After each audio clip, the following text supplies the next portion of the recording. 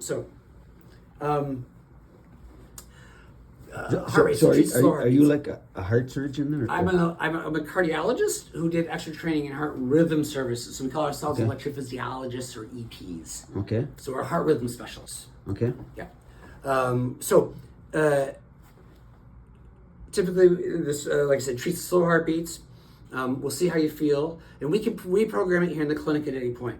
So some patients really feel their heart rate's too fast, and so you can come into the clinic, they'll turn it down, have you walk the stairs, try it out, fine tune it. We've had people literally ride their bikes down here and fine tune and make a lap, say and just get it really dialed in right for you. Right. We do want to balance. That's what I want. Yeah, we want to balance longevity of your body and the device. Yeah. The longer the battery lasts, the safer it is for you. The less you need me in your life, the better you are. That's our goals. Yeah. Oh, great. We want this pacer not being used until you need it, but you use whenever you need it. Yeah. I would say that about every few years we get someone who wants to fine tune. Most patients love it right out of the box. The heart like yours, I suspect this will feel fantastic with just stock programming, but we'll juice it a little bit for you because you're so active, and we want to make sure you're getting all the heartbeats. Great. It will, as you get your heart rate up, keep track of how often you drop your own beats, and it has to step in and step out. So we'll work with you. Most patients just love having more heartbeats on demand when they need it. Remember, the heart muscle is fills between beats. So it's not a car piston that moves a set volume. So car goes faster, more energy, faster, right? The heart, it goes faster. It's actually smaller beats, right? So less cc's of blood are filled. And so even though it's going faster, if you aren't exercising and filling with blood, you may not necessarily be moving more blood. And so what's tricky with you is you exercise very vigorously, but your heart rate doesn't pick up appropriately all the way, and you still drop beats sometimes. So you may feel just tremendously invigorated with this. There are some patients who don't feel the difference. Okay. Even though we're actually delivering more blood, they're just so fit and so used to it and so attuned to their body that they do so well with a bad heartbeat, they don't feel better. They feel good. I can't make them feel better than good. Well, and I felt fine anyway. So you do. So the question is, why you then? Why would we do this if you feel good? And the answer is because of long periods of heart block during the day. Yeah. And we know that patients with wiring performance like you have are at least a quarter of them go on in the next few years to have complete heart block and have passing out spells and injuries. Obviously, if you were going to say no to pacemaker, it's a free country, you do what you want. You'd have to understand your risk for injury. We wouldn't want you driving or operating machinery that could hurt other people if you lost consciousness without warning. It's just not predictable. But there's almost no chance that I'm going to feel worse. That's correct. Than I feel now. I wouldn't say there's never any chance, but I've never seen someone feel worse. As hard as yours. It's usually better. It's usually better. Usually fine or better. Yeah. Fine or better. Yeah. I would suspect you'll do very well. Wow. Right. If you just follow the instructions and don't monkey with it, let it heal up. If you baby it for a few weeks to let it heal up right, it gives you a lifetime of good service. The only problem we get is guys who go out there and start playing tennis or doing overactive things, pull the leads. And I don't get hurt if you damage the equipment. Turns out I'm fine. Yeah. We see it on the remote checks. We come in, we open the pocket, have to re-poke you, re-screw the wires in, reset it, sew you back up again, and start the clock of recovery all over again. So that's the problem with. But they don't usually die.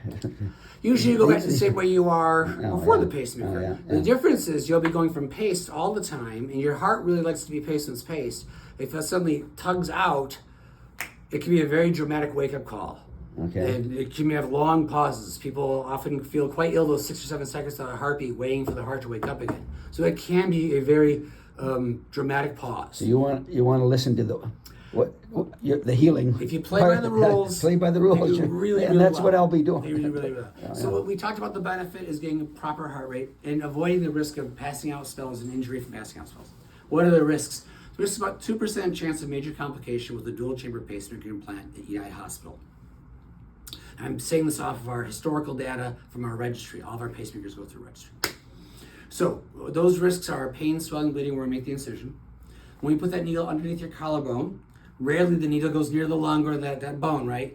And so it can damage the lung, we could deflate the lung, and require tube to inflate the lung. It's less than 1 in 800 at our site right now, but it technically has been reported. When we I was just talking to a friend of mine this weekend, and they pierced his lung. Yep. At Mayo.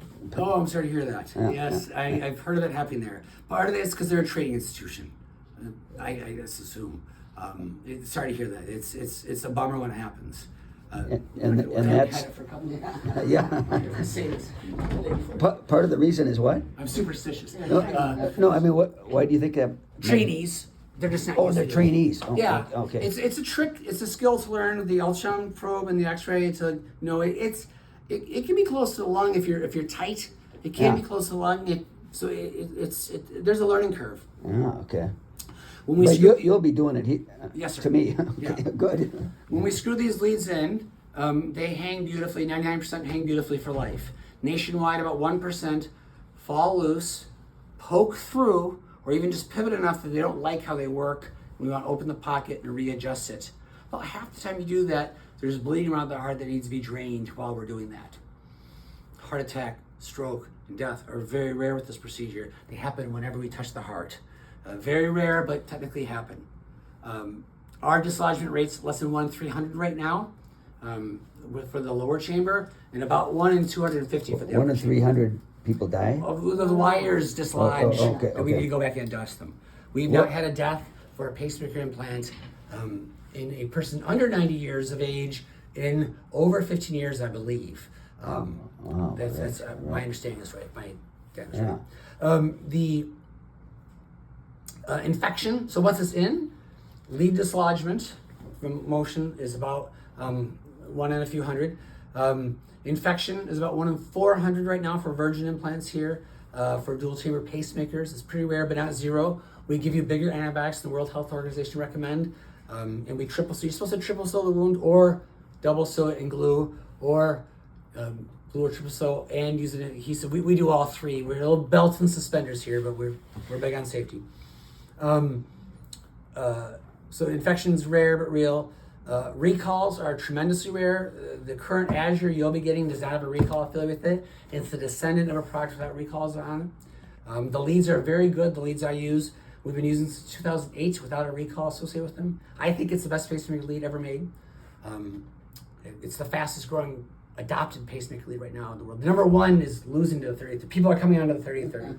So very stable. So it's like no experimental. very top of the line pacemaker. Yeah, it's the best leads I believe that are being made. Best can I believe being made, and it's been stable technology for years. Oh yeah. So my heart isn't a candidate for leadless at all, right? You don't want a leadless for you. So you are a candidate in theory. You're a human. It's alive. I think it'd be a terrible choice. Okay. Because what would it's you out do? of sync. Okay. You need the upper chamber to tell you go faster, as well as the lower chamber to follow along. Okay. And so we could do it. I do think there's more risk for symptoms. The total complication rate is the same for leadless as lead, but they're much worse complications. So we use it, just did one last week, when it's the best choice for the patient. I think it's a bad choice for someone like you. So high end, you want optimized heart power. Oh, I think good. that All right. it would not be great. There is a version of it, a leadless version that they put in a couple of humans. From the neck, it's a huge catheter. It's about the size of my thumb. Yeah. You have to fly to New York. You'd be an experimental patient, and they need emergency surgery about 10% of the time. They're successful 60% of the time, though. So there is a Wow. leadless good pacemaker for athletes. But I think it's a terrible decision. But it's a free country. I'm salaried. I don't care which way you go. good. Okay. Yeah. All right. So I shouldn't joke, but it's how true. about I normally run every day. Do you think I could run today, or I should just hold off and? I think you could run today if someone's with you, if there's eyes with you, just so you don't, if you have passing out spell, so you wouldn't have an injury. I mean, that would be the only problem is if you passed out, we'd hate for you to pass out and go into the road, pass out and get a tree, pass out on some stairs, right? If you were my brother, I would say don't run. Let's get the device in safe. Just get it in. Give it one day off. Yeah. It's a rebuild day. It's a rebuild day. Arnold Schwarzenegger has changed his mind. He said rest. You can have rest days when you're sick. Arnold Schwarzenegger took a rest day for his last heart procedure, right? Okay. He used to make fun of people who rested, but even he has admitted it. So once you get over 50, if you have heart problems, it makes sense. So Well, I have confidence now. I do a lot of talking. I talk very fast. Wow. There are no good drugs for your situation. What's your name again? I'm Peterson. I'm Michael Peterson. Michael Peterson. Yeah. Okay. What questions do you have for me? Yeah. So these parameters will be adjusted according to how I, Yeah. For, Typically, for- we put for the device running- and we for watch what running- the heart rate does on the table. We'll watch how upper to lower chamber timing. We'll look at the EKG. We sort of fine tune it in the room on the table in your heart. Okay. And then we sort of let you go and live your life and just nudge it as we have to, and work with you. Wow, this is fantastic. Yeah. Yeah. Okay. When would it happen? I don't know. I'm gonna go find out right now. Tom just called me. I was in the hospital, so I came over. I was trying to see. Looks like they're getting you on a schedule for tomorrow. Looks like you're on a schedule for tomorrow. I don't see a time.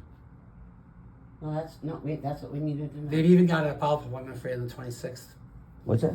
They've got a follow-up appointment for you on the 26th. All right. Okay. So it's 11:19 Hubbard. So we might be out of town.